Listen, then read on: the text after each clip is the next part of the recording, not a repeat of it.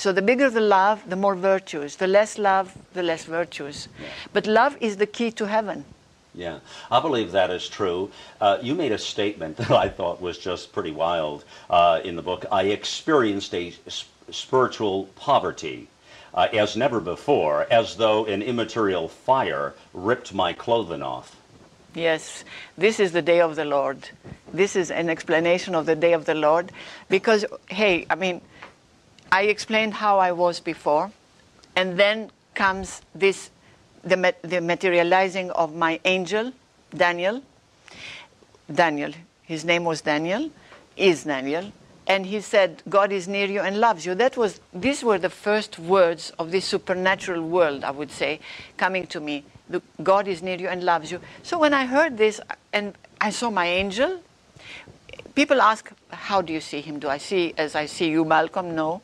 I see him with the eyes of my soul, which is interior visions. And very clear, very, very clear. The voice is so clear. I mean, I learned more English, you know, with my angel and Jesus, because my English is not perfect, as you hear. And I learned more words which I heard, and I had to look in the dictionary what it meant.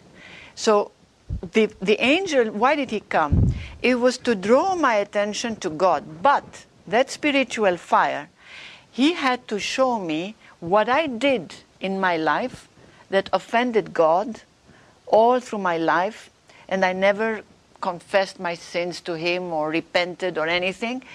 And I saw myself, it was a self-revelation with God's eyes. And that's different. Whatever you can say, how much you can see, how much you did wrong, you'll never see it as God sees them. And that tore me into pieces, because I started to realize how wretched I was, how bad the acts I did. I saw them so big, that it hurt so much. I was in remorse, repenting, crying for 3 weeks. It went on every day, something new, until I was like, you know, as I said, stripped naked, like, I'm finished, you know, can't go on anymore, Right. that's it. That's when God stepped in then, in my life, and I heard him. And it's interesting because you say, no, no, I want you. You are the prototype of your generation, That was right? not a compliment. Well, and that's what you say later. You said it wasn't exactly a compliment, but thank you very much, huh? Right? Exactly. Because of course I knew my position, my situation, the state of my soul. So when God comes to a person like I was and speaks to me, and then Jesus comes and asks me the famous question, which house is more important, your house or my house? And then I asked him, but why did you choose me? I mean, I was a person who never really prayed or, you know, contact with you. And he said, did you not know that wretchedness attracts me? Through your wretchedness I shall show to the world my mercy. And through your nothingness, when I said I know nothing, through your nothingness I shall show my power and my authority, and that I am.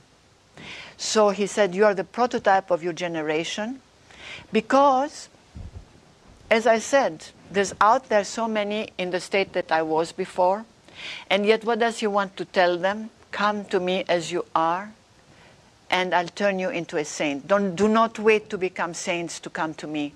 Come to me as you are. He's all merciful. He showed his mercy through me. I mean, look how I was. So how much more he would give to others who were much better than me. Right. Well said.